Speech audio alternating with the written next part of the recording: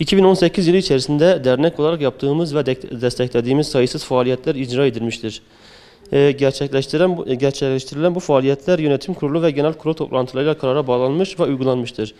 Van Umut Kervanı olarak geleneksel hale gelmiş ve zamanı geldiğinde her yıl tekrarladığımız birçok faaliyetimiz vardır. Yıl içerisinde yaklaşık 161 aileye toplamda 49.550 TL değerinde düzenli olarak nakdi yardım yapılmaktadır. Bununla beraber mübarek Ramazan ayı nedeniyle fakir ve muhtaç ailelere ulaştırılmak üzere hayırseverlerin desteğiyle gıda paketleri hazırlandı. Üye ve gönüllerimizle dağıtımını yaptık. Toplamda 689 aileye 53.760 TL değerinde gıda kolisi dağıtımımız oldu.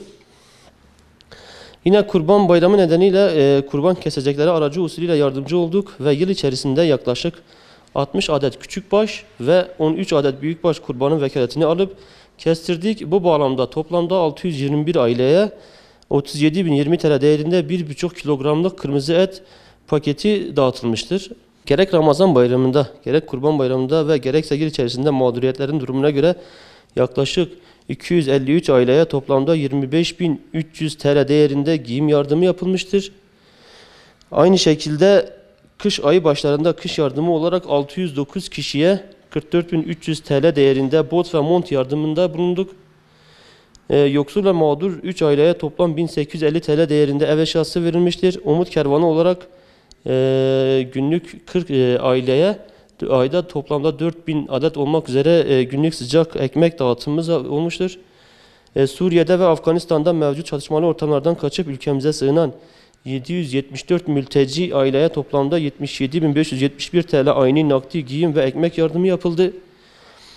Derneğimizden yardım alabilmek için beklentide olan mağdur ve muhtaç yetim ailelere yardımda bulunmak amacıyla 21.9.2018 ve 25.9.2018 tarihleri arasında 5 günlük sıcak yemek, süs, ev eşyası, giyim ve benzeri kermes düzenledik.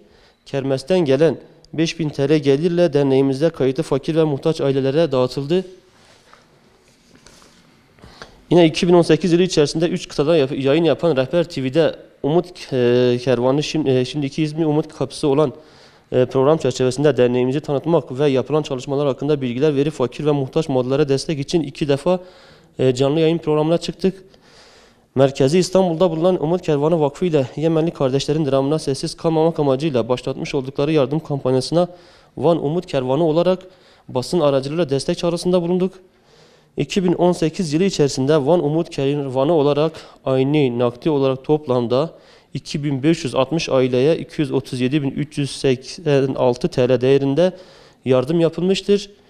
Van Umut Kervanı olarak geçen yıllarda nasıl ki fakir ve muhtaç yetim ailelere umut olduysak inşallah 2019 yılında da umut olmaya devam edeceğiz. Bu konuda Vanlı tüm hayırseverlerin yardım ve desteklerini bekliyoruz. Yüce Allah şimdiden hayırseverlerin yapmış oldukları ve yapacakları hayır ve sadakalarını kabul etsin. Mallarına kat kat bereketlendirsin.